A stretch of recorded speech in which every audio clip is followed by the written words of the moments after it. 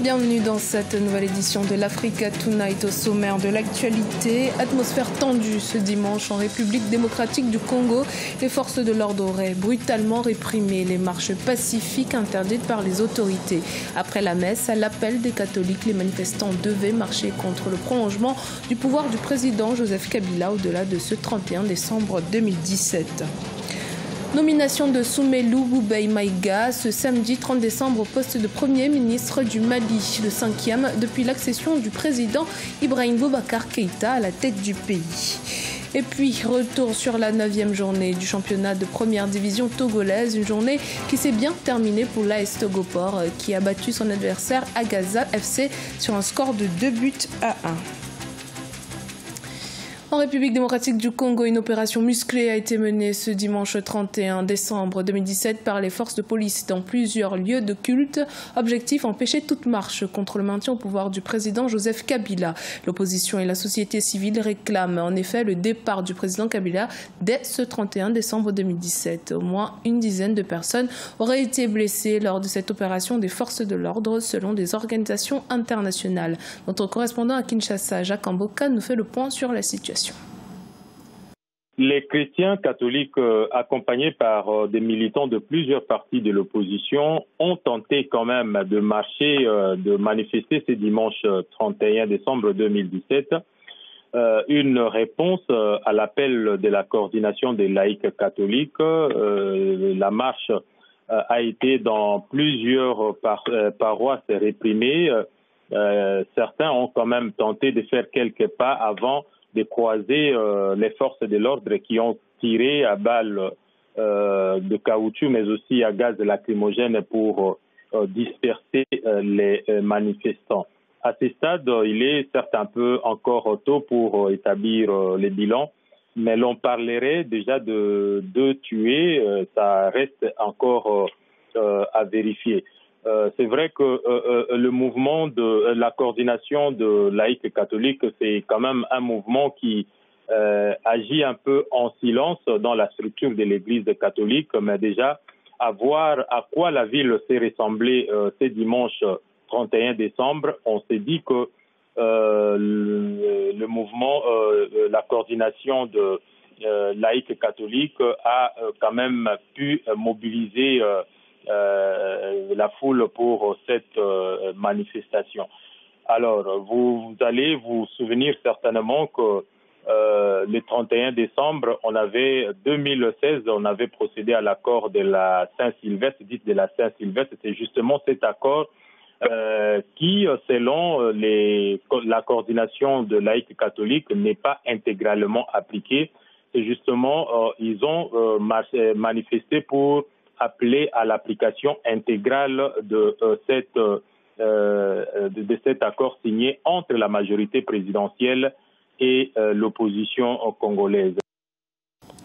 Après la démission d'Abdoulaye Idrissa, Soumelou Boubèye Maïga devient le nouveau Premier ministre malien. Âgé de 63 ans, ce fin connaisseur de la politique malienne a été choisi par le président Ibrahim Boubacar Keïta à seulement 6 mois de l'élection présidentielle. Reportage de notre correspondant Mokhtar Bari, commenté par Ibrahima Djoumaba. Soumelou Boubèye Maïga, c'est le nom du 5e Premier ministre du régime d'Ibrahim Boubacar Keïta. Journaliste formé au Centre d'études des sciences et techniques de l'information de Dakar, il est né à Gao il y a 63 ans. Diplomate et administrateur des organisations internationales, il participe au mouvement démocratique en 1991. Membre fondateur de l'Alliance pour la démocratie de l'ancien président malien Alpha Oumar Konaré, il occupe plusieurs fonctions dont les services de renseignement dès 1993. Il aura l'avantage de connaître les hommes. Il connaîtra les hommes si jamais Ibeka veut que la fin de son mandat soit basée sur la lutte contre la corruption. Il sait qui sont les corrompus. Si il veut travailler sur la sécurité, il sait ceux qui sont en insécurité, qui amènent l'insécurité dans ce pays. Et si jamais les partis politiques voulaient créer des problèmes à l'encontre de la résolution 2374 des Nations Unies pour ceux qui font obstruction, il est la personne la plus appropriée pour pointer du doigt qui est responsable de ça et de le donner au groupe des Nations Unies. En 2007, il quitte l'ADEMA, l'Alliance pour la démocratie au Mali, et crée son parti, l'Alliance pour la solidarité au Mali, ASMA, en 2011. Ministre des Affaires étrangères du dernier gouvernement d'Amadou Toumani Touré, il se range derrière Ibrahim Boubacar Keïta en 2013 et devient son ministre de la Défense, puis secrétaire général de la présidence.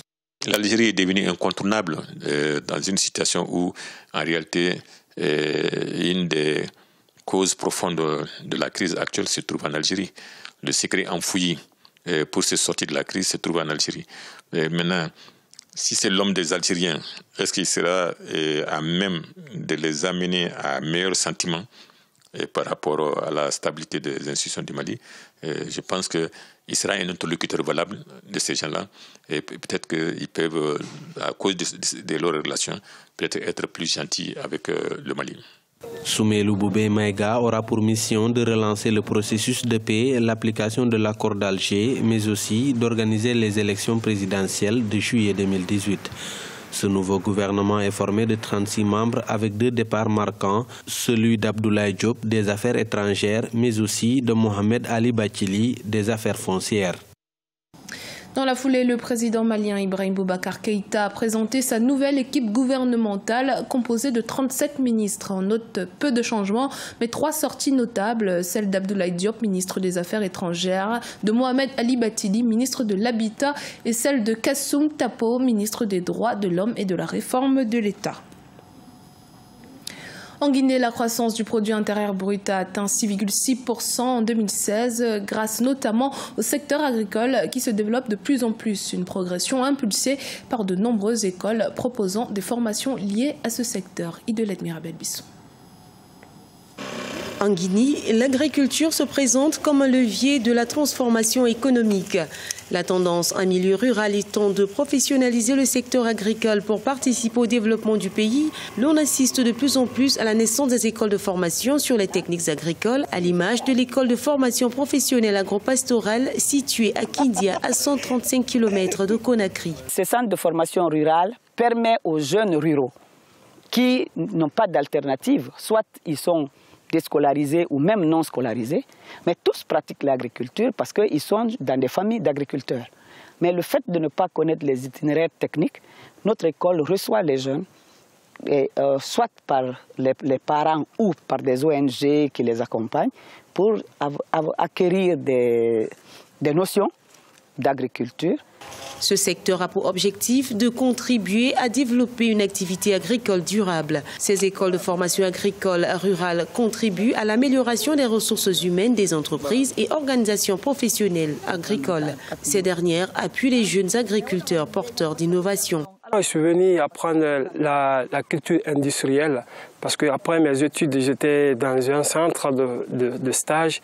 Là-bas, c'était basé sur la culture vivrière comme le riz, le maïs. Donc, je suis venu juste pour acquérir les réalités, comment ça se passe sur la multiplication et le développement de culture industrielle qui est basée sur l'ananas. Moi, je suis sociologue de formation, mais j'ai vu que l'agriculture, c'est un passage obligé pour tout développement d'un pays. Ainsi, je me suis intéressé à l'agriculture. Donc, pour ne pas rester dans le chômage après l'université, je me suis dit qu'il faut aller vers l'agriculture pour vite partir et créer ma propre entreprise et employer d'autres personnes et surtout employer aussi. En Guinée, la croissance du produit intérieur brut a atteint 6,6% en 2016 grâce à la hausse de la production de bauxite, d'or et du secteur agricole. Dans l'actualité sportive, le championnat de première division se poursuit au Togo. Lors de la 9e journée, ce samedi 30 décembre, l'AS Togo-Port affrontait Agaza FC. L'AS Togo s'est imposé sur un score de 2-0. Retour sur cette rencontre dans ce reportage de notre correspondante Aimé Fakofi. 9e journée du championnat de première division au Togo. À Lomé, un seul match a été disputé ce samedi 30 décembre 2017. Il a opposé le club Agaza FC et l'AS Togoport, champion en titre de la saison 2016-2017. À la 15e minute de jeu, le score a été ouvert par Ouro Agoro Ismaël. Mais l'AS Togoport n'a pas tardé à réagir. À la 32e minute, c'est l'égalisation réalisée par Sewon Kwadjo Eli. À la 50e minute, les Bleus s'offrent un doublé. Score final 2-1. Le football a de beaux jours et de mauvais jours. Si vous êtes dans de mauvais jours, vous verrez que vous serez critiqué de part et d'autre. Actuellement, nous sommes dans de mauvais draps. Ça ne veut pas dire que la suite ne sera pas bonne. Nous prenons la suite, le futur dans le bon sens. Et nous savons que vous serez encore surpris cette année. Pour le compte de cette 9e journée du championnat national de première division, au total, 8 matchs disputés, dont 7 à l'intérieur du pays. Avec les différents scores réalisés au plan national, Semassi s'offre la première place avec 20 points dans le classement général. La 3e place est occupée par Gomido FC qui totalise 19 points. On a vu la sauter faire un bon recrutement, on a vu Semassi de Sokodé, le vice-champion, faire des recrutements. Et puis une équipe qui a surpris tout le monde, c'est l'équipe de Chamba Koroki, qui a été leader depuis la 6e journée, mais qui vient de perdre son fauteuil parce que cette équipe vient de perdre pour la première fois de la saison. Alors, lorsqu'on fait la somme de tout ce qui a été fait jusqu'à aujourd'hui, c'est que l'AS Togoport, champion en titre, va finir l'année 2e et que son vice-champion, Semassi, son vice-champion, Semassi sera leader par rapport au résultat de cette 9e journée. Rien n'est encore joué, même pour Kotoko FC qui occupe la dernière position dans le classement comptant pour la 9e journée. Il est précédé de Fouadon FC qui totalise 6 points et de Espoir FC avec 7 points à son actif. 6 matchs encore à jouer pour clore la phase allée du championnat national de première division au Togo. C'était le journal de la rédaction. Merci de votre fidélité. Dans un instant, une nouvelle édition de l'actualité sur Africa 24.